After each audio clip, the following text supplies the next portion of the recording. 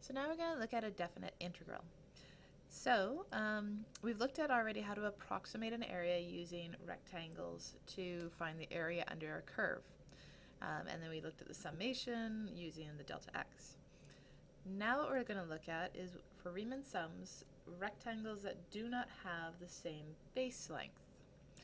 So ultimately, a definite integral over AB is denoted by the integral is the limit of the Riemann sums. Now, for Riemann sums, you can take a look in your book on this for the notation, but ultimately, your Riemann sums is a function based on the partition size of n and some sample points in the subinterval. This notation here is referred to as the norm of p. It's the maximum length of all the delta x's. So, ultimately, it's the limit of your function for each of these points, the sample points in the subinterval, based on each of their individuals' delta x's. Ultimately, what it comes down to is that if f of x is continuous, or it has finitely many jumps, then you can actually integrate it over the region AB. Now, when we look at the area under a curve, we could have a curve that does something like this. The signed area between two values, let's call this A and B here, if we did the area under the curve between the x-axis and the curve, this area here would be positive, whereas this area here below is going to have a negative. So when we talk about the signed area of a region, area above minus area below.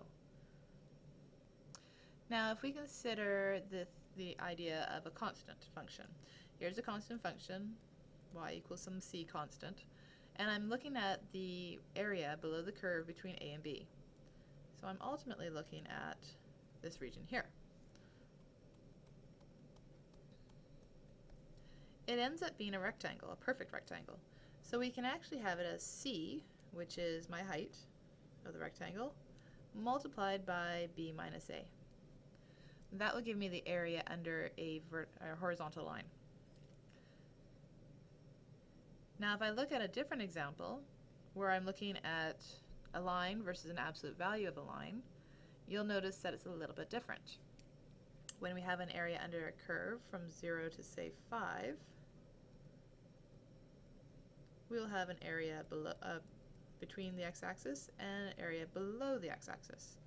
Whereas here, I'd have two positive components that I need to add together.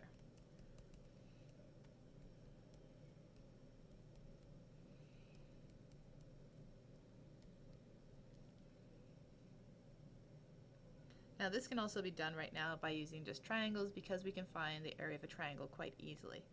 So these two you can calculate without any sort of formulas, just using the visualization. Now there are some more properties for integrals when we're working with a definite integral. When I have two functions being added together, I can separate them into two parts. I can do the sum, or the integral from a to b of the first function and the integral from a to b of the second function, and add them together. The same property holds when we had a constant inside. We can move the constant out front and then only worry about the integral of the actual function.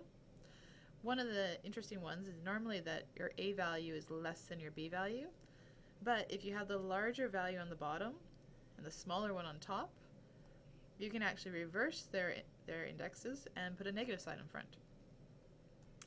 One that's kind of intuitive, I hope, is that if you have an integral from a to a of any function, if a is on your graph and you have any function, the area there is going to be 0, because we haven't actually gone over any distance.